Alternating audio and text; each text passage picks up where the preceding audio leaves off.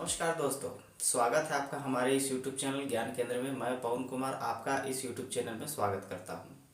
आज के सेशन में हम लोग पढ़ने वाले हैं अणु सूत्र ज्ञात करने के तरीके के बारे में कि अणु सूत्र का निर्धारण कैसे किया जाता है, ये किन किन तरीक़ों से इसका जो है हम निर्धारण कर सकते हैं, इसके बारे में आज हम लोग जानकारी पाने वाले हैं। तो चलिए हम लोग सबसे पहले हम ये जानना चाहेंगे कि अणु सूत्र का मतलब होता क्या चीज़ है। तो मान लीजिए अगर कोई भी यौगिक है, उस यौगिक में जो भी अणु होंगे, उस अणु में पाए जाने वाले जो भी तत्व हैं उसमें परमाणु पाए जाते हैं और उन परमाणु का जो भी वास्तविक संख्या होगा, वास्तविक संख्या ये जो होती है वो प्रदर्शित करने वाली संख्या को क्या कहते हैं, हम लोग अणु सूत्र कहते हैं।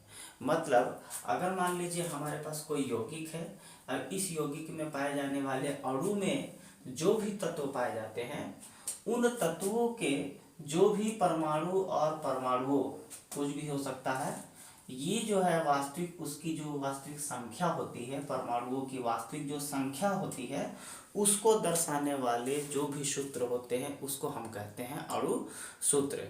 मतलब अगर अणु सूत्र की बात करें तो किसी भी यौगिक के एक अणु में उपस्थित जो भी तत्व हैं उनके परमाणु या परमाणुओं की जो भी वास्तविक संख्या को दर्शाने वाला जो सूत्र होता है उसको हम कह सकते हैं अणु सूत्र, यानी आणविक सूत्र कह सकते हैं। और ये आणविक सूत्र एक प्रकार के मूलानुपाती सूत्र के ही समान हो सकता है अथवा उसका कोई ना कोई गुणज हो सकता है जिसमें उसका गुणक के रूप में उसका स्वरूप दिखाई देता है।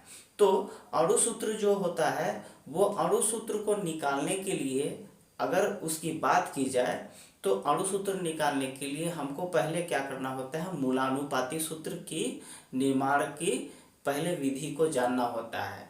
हम आपको क्या किए हैं, इससे पहले वाले वीडियो में, ठीक इससे पहले वाले सेशन के वीडियो में हम मूलानुपाती सूत्र को ज्ञात करने का एक तरीका बताए हैं। अगर मूलानुपाती सूत्र के तरीके को जानना है तो हमारे पीछे वाले वीडियो को आप देख सकते हैं। अगर आपको इसके बारे में आपको जानकारी चाहिए तो हमारे पीछे वाले वीडियो को देख करके आप मूलानुपाती सूत्र का निर्धारण कैसे कर सकते हैं, इसकी तरीकों को ज्ञान ले सकते हैं। इसके लिए हम लिंक आपको वीडियो के डिस्क्रिप्शन में जरूर दे देंगे, आप उसको देख सकते हैं। तो अगर मान लीजिए हमको क्या करना हो, अणु सूत्र का निर्धारण करना हो, तो अणु सूत्र के निर्धारण करने के लिए हमको क्या करना होता है, हमको 3 तरह के सूत्रों का क्या करना होता है, ज्ञान होना बहुत जरूरी है। जिसमें से पहला जो सूत्र होता है, ये फर्स्ट नंबर का जो सूत्र है जिसको हमको याद रखना है, जिसके माध्यम से अणु सूत्र की गणना कर सकते हैं, इसका सूत्र है आणविक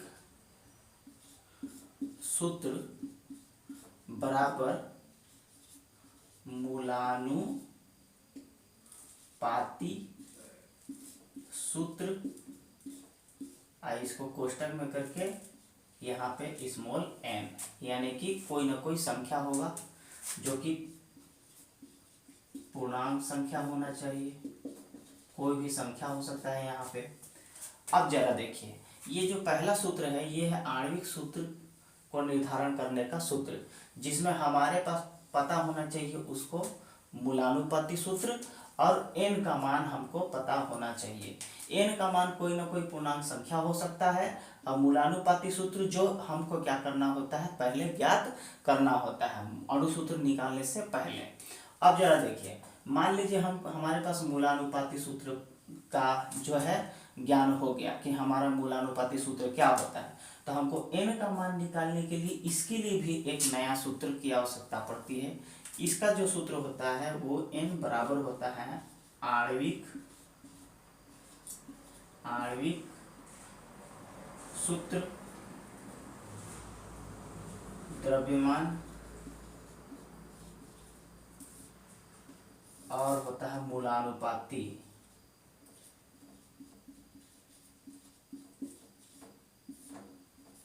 सूत्र द्रव्यमान।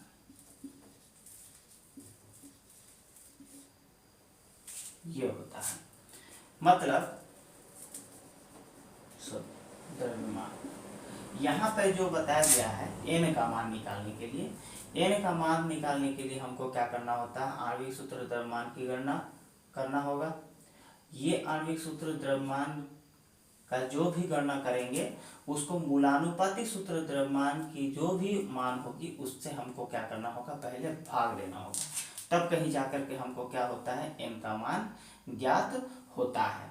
अब जरा देखिए, ये जो है पहला सूत्र हो गया जिसके माध्यम से क्या कर सकते हैं हम, इसके मान की गणना करने के लिए आणविक सूत्र बराबर मूलानुपाती सूत्र और उसके बाद n का मान का गुणा करके हम निकाल सकते हैं।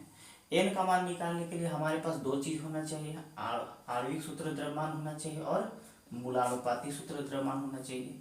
मूलानुपाती सूत्र द्रव्यमान कैसे निकालेंगे, तो जो भी मूलानुपाती सूत्र हमारा होगा उनके जितने भी परमाणु होंगे उन सभी के परमाणु के द्रव्यमान को क्या करना होगा, हमको जोड़ना होगा और जोड़ करके हम क्या कर लेते हैं, उस मूलानुपाती सूत्र का द्रव्यमान का ज्ञात कर लेते हैं। लेकिन आणविक सूत्र द्रव्यमान की गणना कैसे करेंगे, तो यहाँ पे हमको इस चीज की ध्यान देनी होगी, तीसरा नंबर, जिसमें अगर हमको आणविक सूत्र द्रव्यमान की गणना करनी होगी तो उसका एक सूत्र हो जाता है जिसमें बताया जाता है आणविक सूत्र द्रव्यमान बराबर 2 गुणित वाष्प घनत्व। ये जो है सूत्र है जिसके माध्यम से हम आणविक सूत्र द्रव्यमान की गणना कर सकते हैं। इसको हमको क्या करना होगा, 2 से गुणा करना होगा, किसके माध्यम से, वाष्प घनत्व के माध्यम से। अगर मान लीजिए क्वेश्चन आएगा तो वाष्प घनत्व का मान पहले से क्या होता है, दिया हुआ होता है। अगर वाष्प घनत्व का मान उस क्वेश्चन में नहीं दिया हुआ है तो समझ जाइए कि उसमें आणविक सूत्र द्रव्यमान का भी मान पहले से दिया हुआ होना चाहिए। या तो इस आणविक सूत्र द्रव्यमान का मान पहले से होगा या तो फिर वाष्प घनत्व का मान होगा। अगर वाष्प घनत्व का मान होता है तो आणविक सूत्र द्रव्यमान की गणना हमको क्या करना होगा, 2 से गुणा करके वाष्प घनत्व के मान को 2 से गुणा कर देने पर आणविक सूत्र द्रव्यमान की गणना कर लेंगे। अब अगर मान लीजिए उस क्वेश्चन में अगर वाष्प घनत्व का मान नहीं दिया हुआ है तो समझ जाइए कि उसमें आणु सूत्र द्रव्यमान का मान पहले से क्या होता है, सवाल में दिया हुआ होता है। हमको क्या करना होगा, इस सूत्र की आवश्यकता उस स्थिति में नहीं पड़ती है। हमको डायरेक्ट आणविक सूत्र द्रव्यमान का मान रख करके मूलानुपाती सूत्र के द्रव्यमान से उसको क्या करना होगा, भाग दे करके n का मान ज्ञात कर लेंगे और इस n के मान को हमको क्या करना होगा, मूलानुपाती सूत्र से मल्टीप्लाई करके अणु सूत्र का द्रव्यमान, अणु सूत्र जो होता है जिसका हमको निर्धारण करना है, इसका निर्धारण हो जाता है। तो इन 3 तरह के अगर सूत्र की अगर हमको याद है और मूलानुपाती सूत्र हमको निकालने का तरीका पता है तो हम क्या कर सकते हैं, अणु सूत्र के निकालने को आसानी से हम निकाल सकते हैं। तो जो अणु सूत्र होता है उसको निकालने के लिए हमको इन्हीं 3 सूत्रों की आवश्यकता पड़ती है जिसको आप याद रख सकते हैं। अब जरा चलते हैं उन तरीकों के बारे में जिसके माध्यम से अणु सूत्र का निर्धारण किया जाता है। तो सबसे पहले क्या करते हैं, मान लीजिए एक ठो सवाल होगा, उस सवाल के हिसाब से इसके क्वेश्चंस का आंसर आराम से बनाते हैं। तो आइए चलते हैं। देखिए सबसे पहले मान लीजिए एक सवाल है हमारे पास जिसमें बताया गया है कि कोई ऐसा यौगिक है जिसमें कार्बन की मात्रा कितनी है, 61% है, हाइड्रोजन की मात्रा उसमें दिया हुआ है 11.88 यानी कि 88% और उसमें वाष्प घनत्व का मान दिया हुआ है 59 यानी 59। अब जरा देखिए, अगर मान लीजिए इस तरह का सवाल आता है जिसमें वाष्प घनत्व का मान पहले से दिया हुआ है तो हमको क्या करना होगा, उसके आणविक सूत्र द्रव्यमान की गणना करने के लिए उसको 2 से गुणा करना होगा। ये तो तरीका मैं पहले बता चुका। लेकिन एक सवाल इसमें हमको ये भी चीज़ ध्यान देनी है कि अगर इस तरह के सवाल आते हैं तो हमको क्या करना होगा, उस सवाल में जितने भी तत्व की प्रतिशत मात्रा होती है उसको हमको सबसे पहले क्या करना है, जोड़ना है। जोड़ने के बाद अगर मान लीजिए उस तरह के सवाल में जितने भी तत्वों का प्रतिशत मात्रा है वो प्रतिशत मात्रा अगर मान लीजिए 100% के लगभग होता है तो समझ जाइए कि हमको अलग से कुछ भी तत्वों का ऐड करने की आवश्यकता नहीं पड़ेगी। लेकिन अगर मान लीजिए अगर 100% के बराबर ना आकर के अगर मान लीजिए उसके प्रतिशत मात्रा कम है तो हम क्या करेंगे, उसको घटा करके जितना भी बचा हुआ भाग होगा, जो 100% में बचा हुआ भाग होगा, वो उसको हम क्या करते हैं, ऑक्सीजन मान लेते हैं। जैसे यहाँ पे देख सकते हैं, यहाँ पे मान लीजिए कार्बन का प्रतिशत मान है कितना, 61 है, और हाइड्रोजन का यहाँ पे प्रतिशत मान कितना है, 11.88। ये हो गया। अब अगर मान लीजिए हम इन दोनों को जोड़ते हैं तो हमारे पास कितना मान आता है, हमारे पास मान आता है इसका 72.88%। मतलब यहाँ पे अगर देखा जाए तो ये प्रतिशत 100% ना होकर के 100% से क्या है, कम है। तो हमको यहाँ पे ये चीज समझ जाना है कि बाकी जो यहाँ पे प्रतिशत 100% में जितने भी मान बचे हुए होते हैं वो हम ऑक्सीजन मान कर चलते हैं। जैसे यहाँ पे देख सकते हैं, इसमें हमारे पास कितना है, 72.88% है। इस 72 शेष तत्व जिसको हम लोग क्या करते हैं, ऑक्सीजन मानते हैं, है ना। इसका मान हमको निकालने के लिए क्या करना होगा, 100% में 72.88 को क्या करना होता है, माइनस करना होता है। मतलब उसको हमको क्या करना होता है, घटाना होता है। जब हम उसके मान को घटा देते हैं तो हमारे पास उसका मान प्राप्त होता है 27.12। ये 27.12 का जो मान आता है ना, वो हम क्या मान लेते हैं, उसको शेष तत्व अर्थात ऑक्सीजन मान लेते हैं। तब कहीं जाकर के उसके मूलानुपाती सूत्र की गणना की जाती है। अब इन तीनों को अगर हम क्या करते हैं, जोड़ते हैं, तो इन तीनों को जोड़ने पर हमको क्या मिलता है, पूरे 100% सभी तत्वों का योगदान मिल जाता है। अब हम आगे क्या करना होगा, हम लोग को पहले मूलानुपाती सूत्र की गणना करनी होगी, उसके बाद अणु सूत्र की गणना करते हैं। तो सबसे पहले चलते हैं मूलानुपाती सूत्र की गणना में। तो यहाँ देखिए, आपको आपके सामने बोर्ड पर मूलानुपाती सूत्र ज्ञात करने का एक टेबल हो गया, जिसमें हम पहले से निकाल चुके हैं। क्यों? क्योंकि इससे पहले वाली वीडियो में हम मूलानुपाती सूत्र निकालने के तरीके को बता चुके हैं। देखिए यहाँ पे मूलानुपाती सूत्र की गणना करने के लिए जो टेबल है, इस टेबल में बताया गया है कि कार्बन, हाइड्रोजन और ऑक्सीजन 3 तरह के तत्व है, जिसकी प्रतिशत मात्रा 61 जो है प्रतिशत कार्बन का है, हाइड्रोजन का है 11.88 और ऑक्सीजन का 27.12 के बराबर। इनका जो मूलानुपाती सूत्र ज्ञात करने के लिए परमाणु द्रव्यमान जो होता है 12 है, हाइड्रोजन का 1 है, ऑक्सीजन का 16 है, जिसकी अपेक्षिक संख्या निकाले तो 5.08 कार्बन का, हाइड्रोजन का 11.88 और ऑक्सीजन का 1.77 बराबर निकला। जब हम परमाणु अनुपात निकालते हैं तो इन परमाणु अनुपात निकालने के लिए हम जो मान निकाले उसमें कार्बन का मान 3 निकलता है, हाइड्रोजन का मान निकलता है 7 और ऑक्सीजन का मान निकलता है 8। अर्थात सरल पूर्णांक अनुपात का मान 3, 7 और 1 होता है, जिसमें कार्बन अगर है तो कार्बन का 3 मिला हमको, हाइड्रोजन का 7 मिला, ऑक्सीजन का 1 है, इसलिए इसको लिखने की आवश्यकता नहीं है। इसलिए मूलानुपाती सूत्र का जो मान निकलता है वो हमको C3H7O के बराबर मिलता है। तो ये रहा मूलानुपाती सूत्र, जिसकी हम क्या कर लिए, गणना कर लिए। अब इसी मूलानुपाती सूत्र की गणना के बाद हमको क्या करना होगा, अणु सूत्र का निर्धारण करना होगा। चूंकि हम लोग इससे हम थोड़ा देर पहले हम बता चुके हैं कि अणु सूत्र निकालने के लिए 3 सूत्र की आवश्यकता बहुत जरूरी होती है। पहला, अणु सूत्र के लिए हमको मूलानुपाती सूत्र को n से गुणा करना होगा। दूसरा, आणविक सूत्र द्रव्यमान की गणना करने के लिए हमको क्या करना होगा, हम जो मान निकाले हैं उसको क्या करना होगा, वाष्प घनत्व का 2 से गुणा करना होगा, अगर हम आणविक द्रव्यमान निकालना चाहते हैं तो। अब अगर मान के चलिए n का मान निकालना है हमको, तो n के मान के लिए अणु द्रव्यमान और मूलानुपाती सूत्र द्रव्यमान की गणना होनी चाहिए। तो मूलानुपाती सूत्र के द्रव्यमान पहले गणना कर लेते हैं।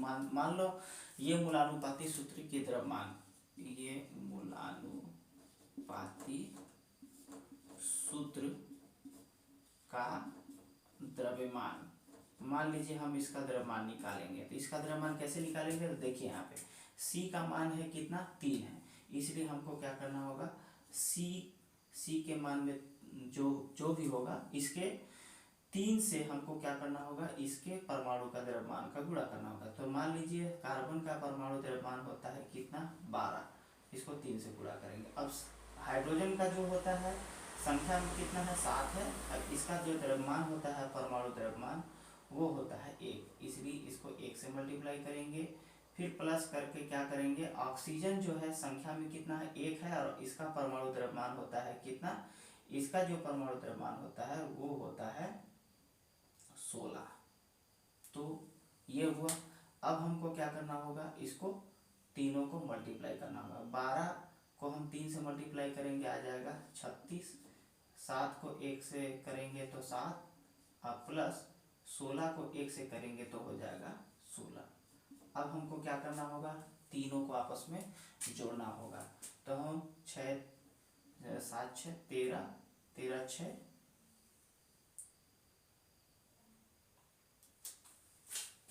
तीनों को जोड़ेंगे।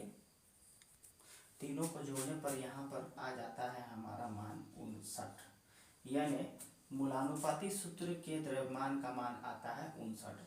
ये हमारा मूलानुपाती सूत्र के द्रव्यमान की गणना होगी। अब हमको क्या करना होगा, अणु सूत्र द्रव्यमान निकालना होगा। तो हमको पहले से पता होना चाहिए सूत्र के बारे में, हम पहले बता चुके हैं कि आणविक सूत्र द्रव्यमान, आणविक सूत्र द्रव्यमान बराबर होता है 2 गुणित वाष्प घनत्व।